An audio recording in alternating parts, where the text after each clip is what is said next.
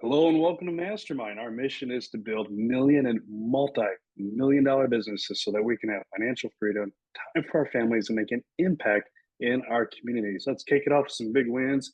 We'll shoot up to Alaska and ask Ben to lead the way. Big wins, and it's Alaska style. All last week, I was fishing on my father-in-law's ocean boat out in Sitka with no cell service. So I had nobody calling me, no work, no nothing, fishing for halibut.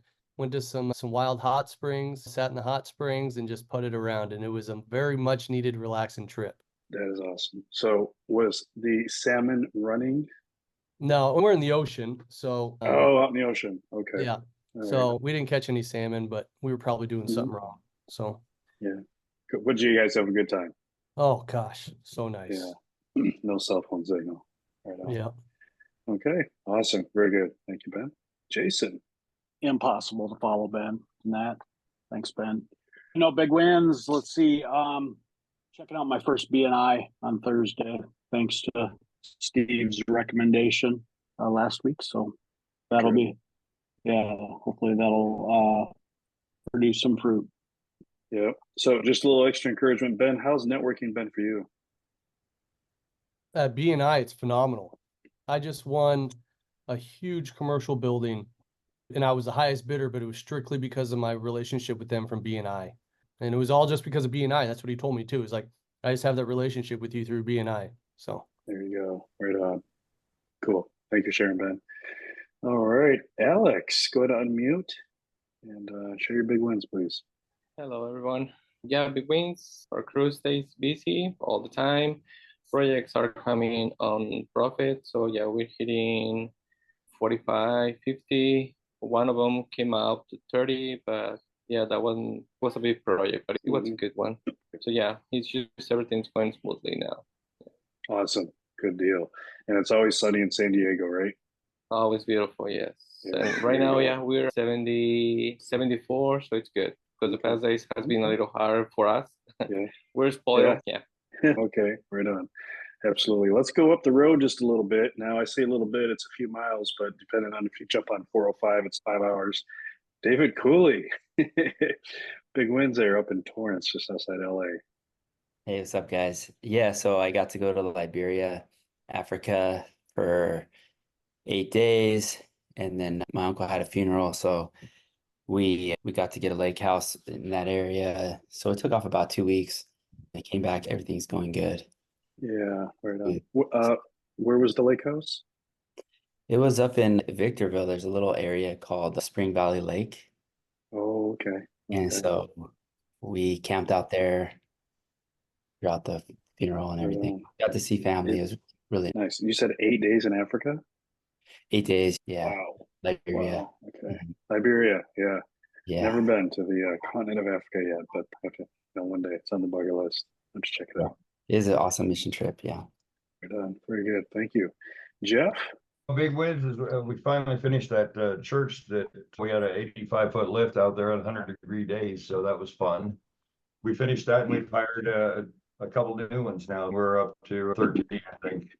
My favorite was getting up in those 16, 80-foot lifts and forgetting the wasp spray and coming up on a great big nasty nest and be like, back it up, full reverse, quicker than this. 15 minutes back down, right? So, yeah, that's good. Glad to hear that. All right, let's go out to Finland. Sam, big wins. Hello, hello.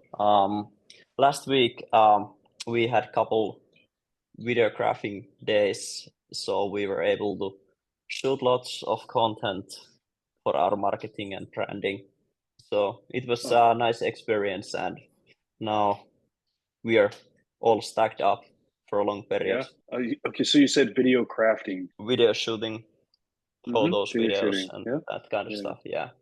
Okay, fantastic. Yeah, and we've seen the one come out there with Mike, which we were talking about here before we started the meeting. So very cool. Looking forward to seeing the rest of them come out. Thank you for sharing that too in the community. All right, Jason, you're up. I have a gajillion things going on in my business right now, and I'm trying to figure out what's the best way to just get rid of the things I got to get rid of and start over and build the right system. So I could use any of your guys' advice, obviously, on that. Just to clarify, because this is, it's pretty general.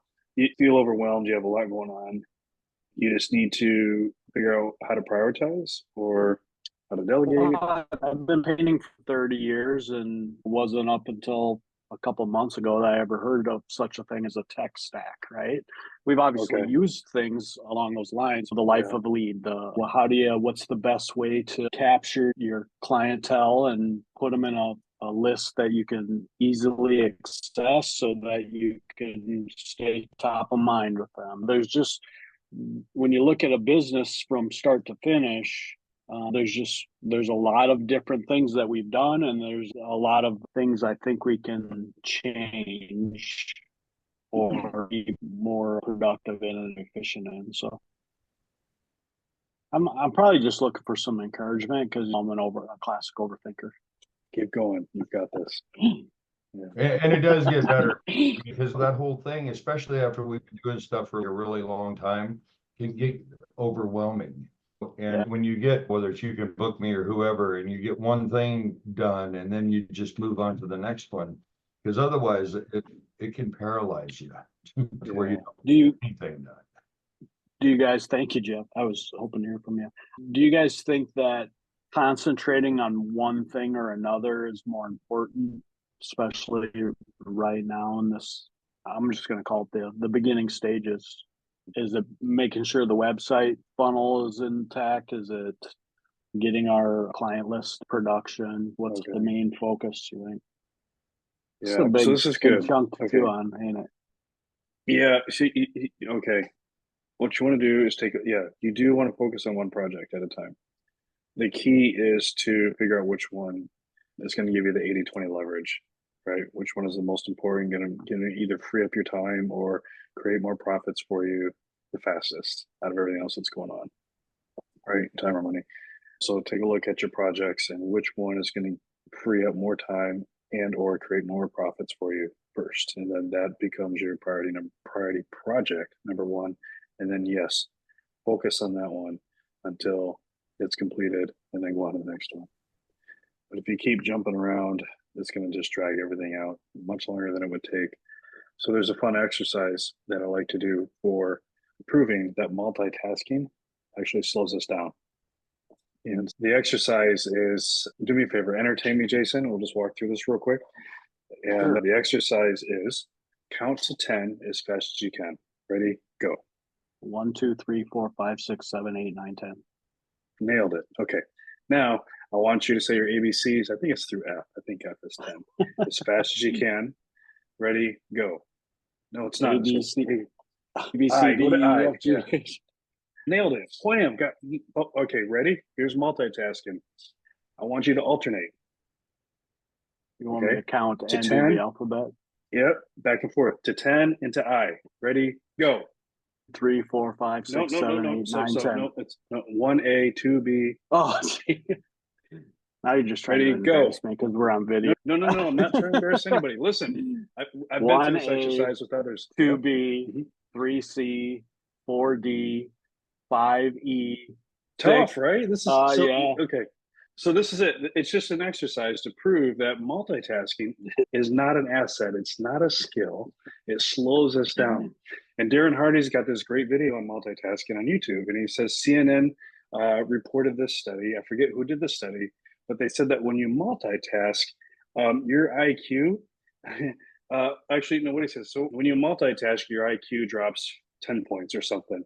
When people who get high smoke drugs, their IQ drops 5 points. So essentially, when you multitask, you're twice as dumb as a stoner. So the point is, there's really no such thing as multitasking. And the principle is to single task on one thing and just crush it. Because all the interruptions, they cause time and they go back and forth and you have to rethink, where was I? Thank you, Steve. I know it may feel frustrating in the process at the beginning when you're trying to build the business. So it's always nice to get some concrete results. There would be one thing to focus. I would make sure that your Google My Business is really well set up and start to ask those positive reviews from your customers, because you've been painting 30 years. I believe you have amazing customer experience, so get them online. And once you get lots of good reviews, the leads just start to flow, and it always feels good to see it. Thank you. Then it's easier to focus on other stuff too. One thing, Jason, is for example, the You Can Book Me page that we got hooked up. And the one thing at a time worked really well, because otherwise my head starts spinning and I'd never get anything done. Yeah, and that's where Steve and April helped tremendously. Just keep me on task for one thing. Let's finish this one thing. Now we're starting to go back a little bit, and we're revising some of those just a hair to where we ask them on the You Can Book Me page, hey, are you available for an earlier time? And then another one is, the best way to contact you is, it's amazing how many people say text, but I think it's way better to have something done than perfect. Does that make sense? Yes. You just squirreled me out on 2 more things though, Jeff. Yeah. Right on. Ben, you have any thoughts? Yeah. Hey, Jason, do you have a customer list? I do, yeah. Yep. And do you have all your old past receipts? I'm sure you've been in business a while. Like, how many do you have? Everyone from your past customers in this customer list? I think I went back to about 2018, and that's when I started working with my current administrator, I guess, administrator, assistant, marketing guy. Yeah. So I've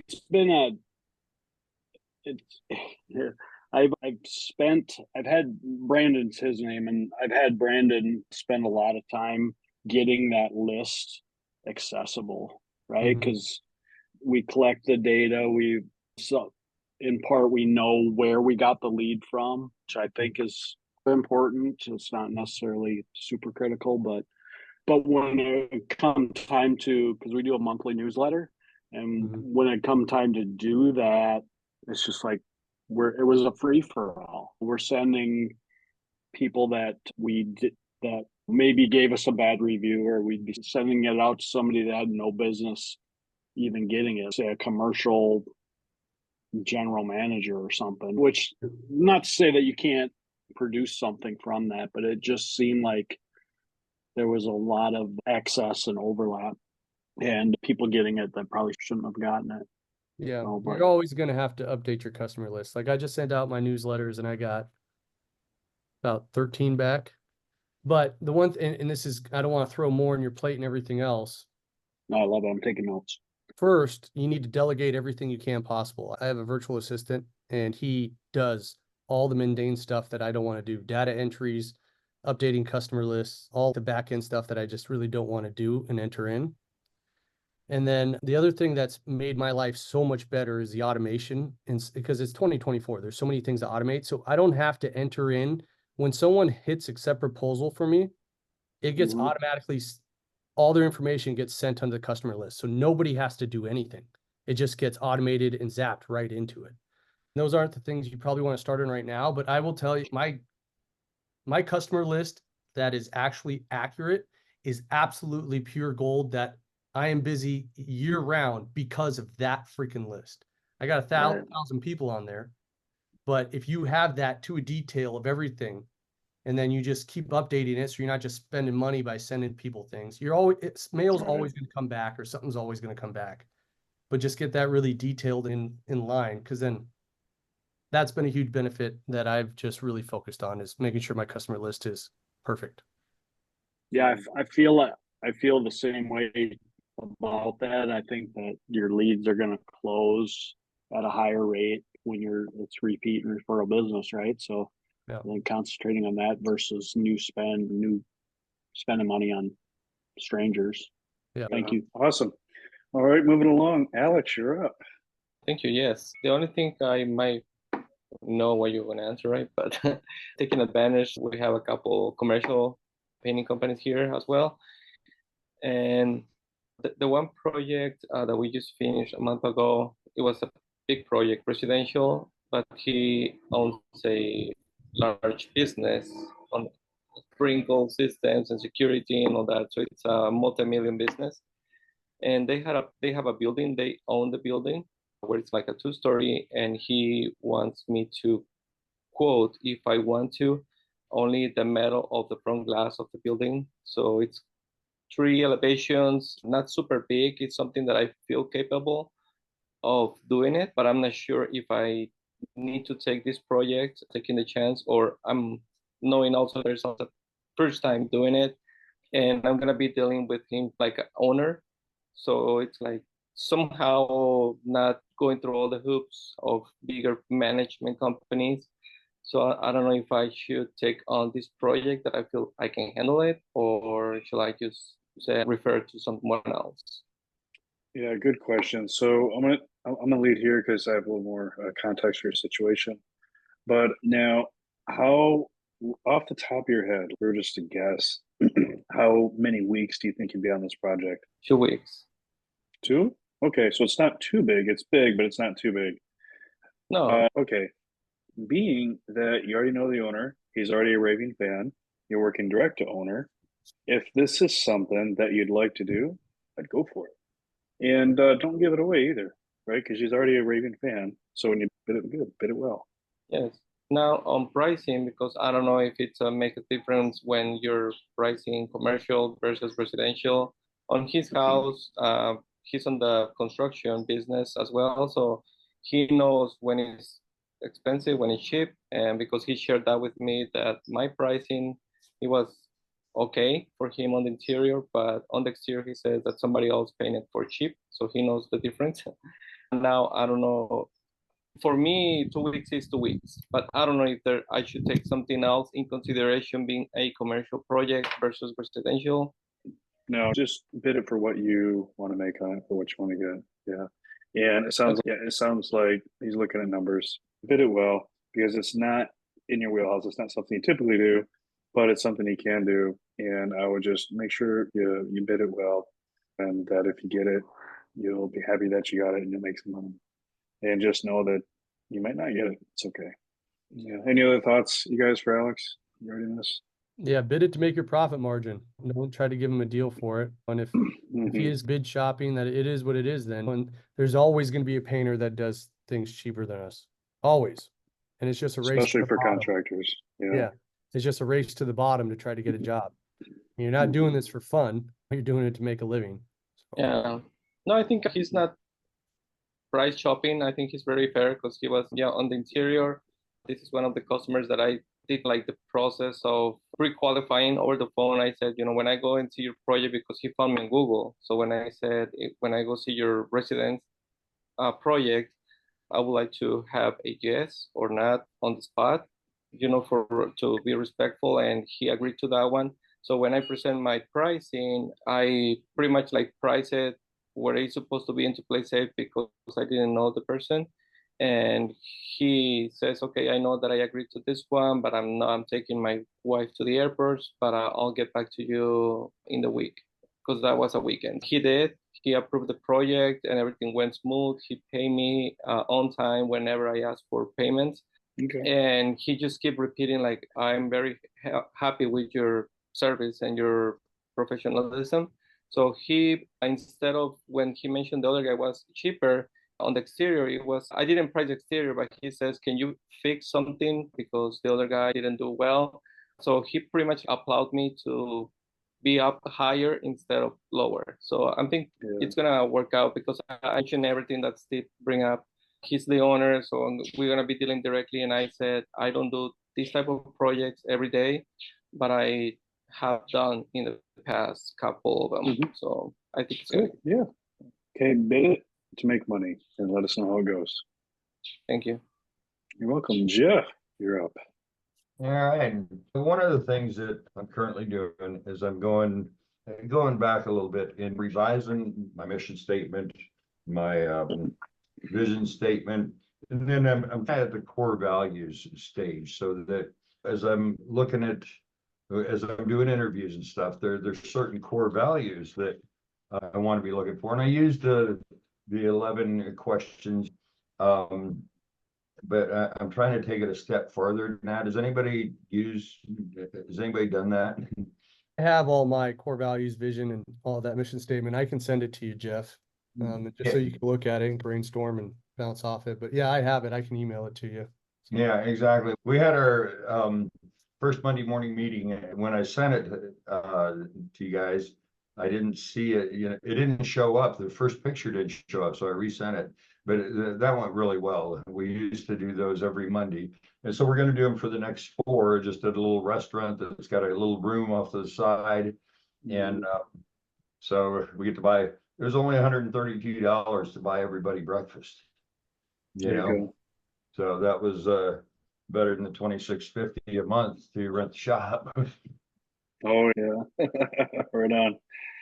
Yeah, good deal. Then DYB's values: education, encouragement, ownership, integrity, and gratitude. Yeah, it's good to get them together.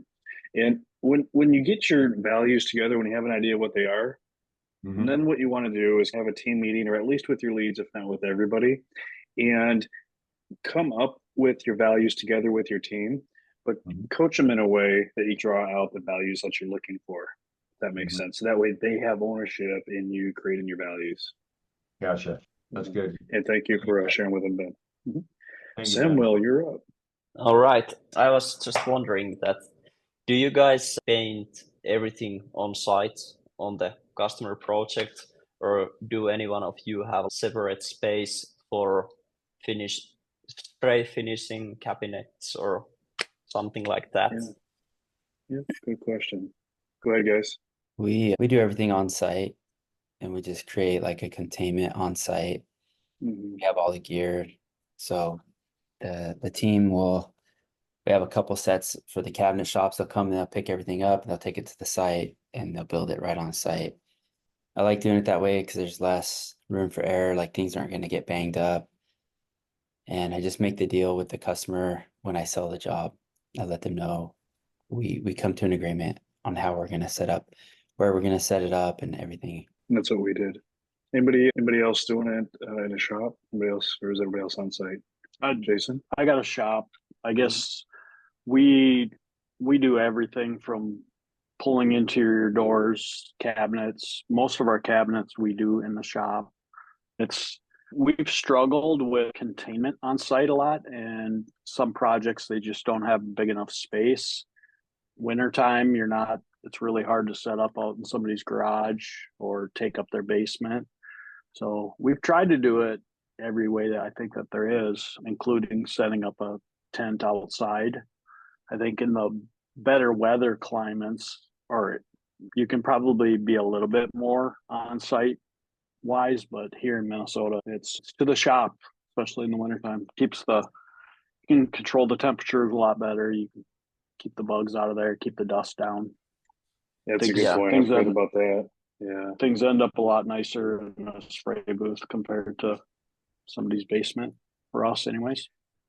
Yeah, we were in Florida. We didn't have any issues with snow. Bugs or alligators. Oh, and there's lots of bugs. You just want to make sure you're using the right products that set fast enough. We do tent off a kitchen.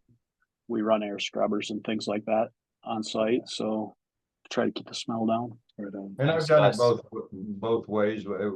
I had a shop for like 20 years, and it was great. It just got to the point to where it just wasn't. I filled my shop with a bunch of stuff that I didn't need anymore, and rent got too high. So we're going to be doing it on site at this point. Why did you give up the shop? Why? Because rent went from 1,100 to 1,600 to 2,650. And when that's not including the $600 it takes to heat it in the wintertime. And so when I had 15 employees, it was doable. But like a year ago, we struggled with hiring employees. And so I got myself in a bind over that deal. So it just got to the point to where I needed to cut that out so I could take care of some other stuff. And when I did that, I was able to throw a lot of that stuff away for $900. So 3 40-foot dumpsters and the dump fee cost me $900. And that way I don't have to pay that $2,650 anymore. I'm not saying I might not have a shop again, but I just filled that one up. I'm getting to an age to where I didn't want to leave that mess for somebody to clean up. I needed to clean that up. And so I was able to do that. Yeah. What do you think were like the pros and cons on having the shop where you can paint cabinets and that kind of stuff? Well, Let me go ahead, Jeff. a couple, 2 or 3 years ago, I ran a cabinet commercial there for like 2 months. And we ended up doing a set of kitchen cabinets a week for 6 months off of that deal. And I would not have been able to do that otherwise. And that was good. I think we ran it once after that, and we didn't do 6 months worth. We did enough cabinets to pay the rent of the shop and the employees and everything else for probably 2 months. But that first time we did that, we did a set of kitchen cabinets a week for 6 months, and it doesn't take us a week to do those. We have a pretty good system of doing that. But it was just, I was at a point to where I needed to make a bunch of changes, not just that one. And so far, I haven't missed it. I've got two storage units full of stuff that I can still put 15 people to work. I've got my garage full of stuff, so that way, as the vans come and go from like my house. But so far, I haven't missed the shop. And the people weren't taking care of it as much as I'd like. They'd come and they'd leave a mess, and then all of a sudden now I'm a maid, and they don't have that option at this point.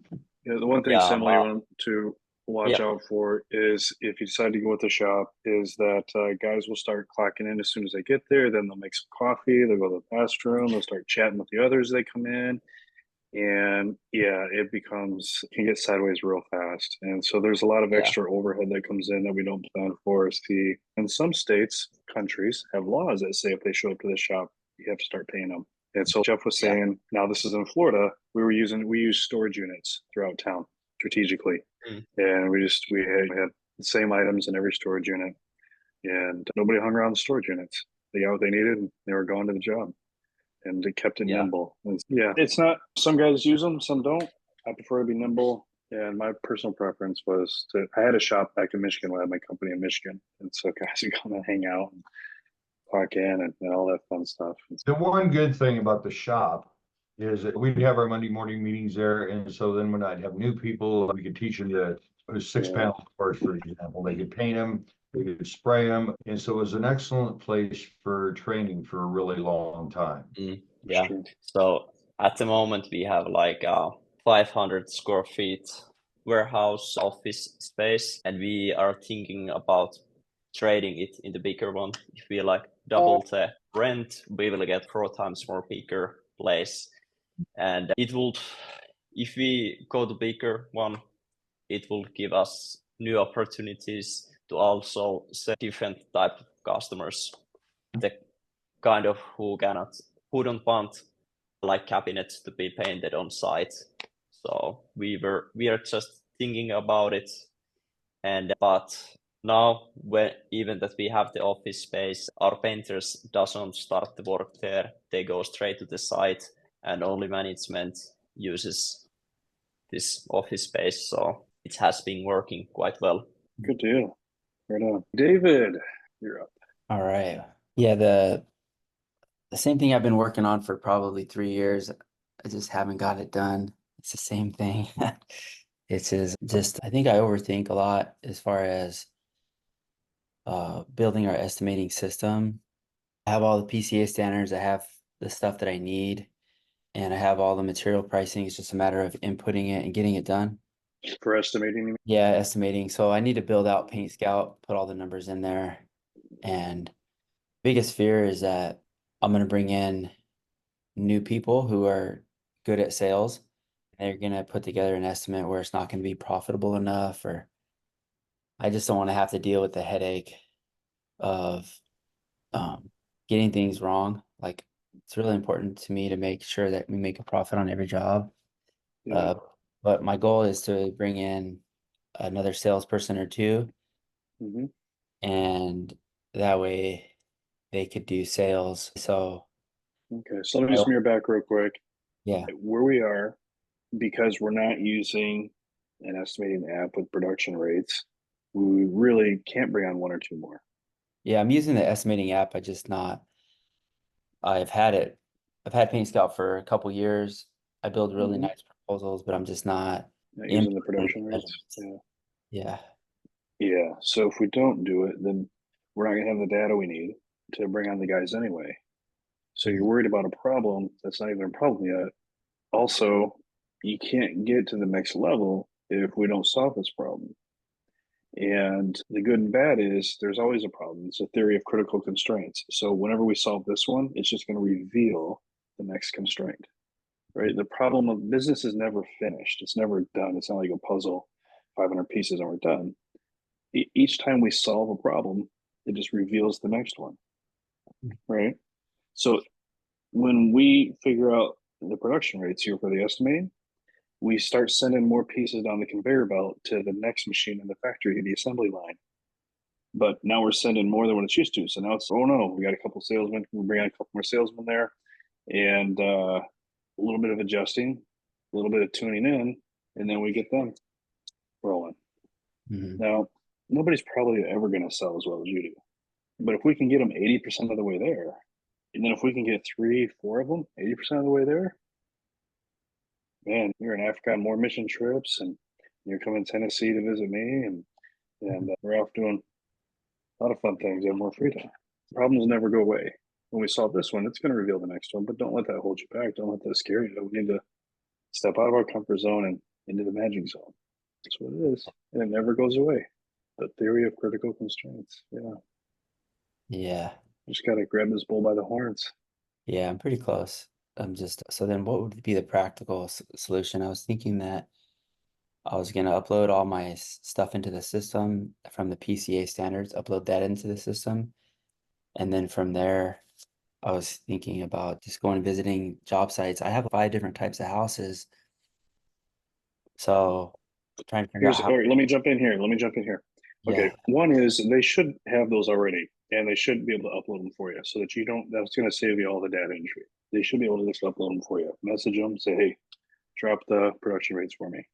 2, start simple. Just start with an interior room. Just start simple, right? And just start with an interior bedroom, even just the walls, and check it out. All right. Once that one's tuned in, then go to a bathroom and go to a living room, and then maybe a whole interior of just a typical job. But just start simple, start small, and just slowly build from there. Getting okay, it tuned in. all right. David, Right. Yeah, David, are you having is it the getting the verbiage to match up with, it's hard to get the system to say exactly what you want it to say and make it look like one of these killer estimates you're putting out together with the production rate. Is that kind of what the hang up is? That's a detail that I'm gonna have to figure out as well. Right now I have beautiful proposals, but they're not connected to the numbers. I'm doing the numbers just by looking at man days and hours. But the hang up is more so just getting the accurate numbers and being able to sell right. Because I know like I'm gonna sell so that we're gonna make a profit, but if I have different crews that produce at different rates and just I'm a little bit of a perfectionist as far as the numbers go. I want to make sure that I get the numbers right. I've had sales guys that came in and would sell $100,000 job for $50,000 and then that hurt us. So I want to avoid that as much as possible. Just getting the accurate numbers. I think it's also not all about the estimation system. When you have sales guys, you have to manage them and you have to check all the estimations at the beginning before you can start fully trust their expertise. So it's also coaching them.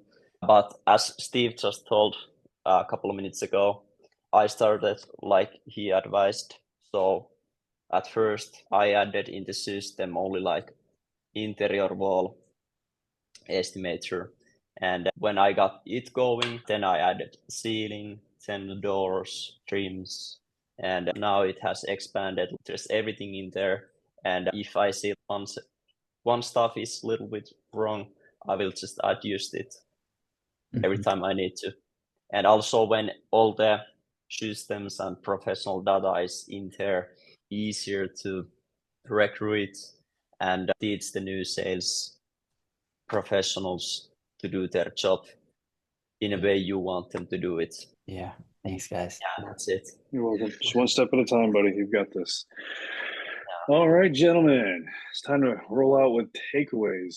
Jason? I think the biggest takeaway is probably just the multitasking, focusing on one thing, get it done. Also starting simple with the estimating, the production rates, whatever. That kind of hit home. Awesome. Very good. Thank you. And thank you for sharing, and thank you for walking through the exercise with us. Appreciate that. Alex? Yeah. I'm just gonna take away what Ben was sharing, which is to work more deeply into my CRM, so I can have a good outcome out of that. Fantastic. Thank you, Alex. Jeff, takeaways? I really like that line that you spurted out. The problem of business is never finished, because I'm getting to practice that at this point. Yeah, right. Okay. All right. I'm catching on. Yeah, right on. Thank you, Jeff. Samuel? Yeah, I like what Jeff said, and stay focused on solving one problem at a time. That's it. Right on. Very good. Thank you. And David, close us out through takeaways, please.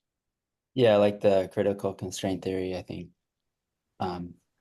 just as Samuel had mentioned, getting one thing done and getting it completed. And then like what Samuel said, just to manage them and check in on the estimates. So I could slow the process down. Instead of closing on the spot, I could, while they're in training, I could review their estimates with them and not close on the spot, just review the estimates with them and then send it out. So just focusing on maybe I'll do 1 week at a time. Just keep going. Awesome. Very good. I like that. Fantastic. Thank you, David. Gentlemen, I appreciate you guys. I want to encourage you to continue to dream big, hustle smarter. You've got this. Have a great day. Thank you, guys. Thanks. See ya.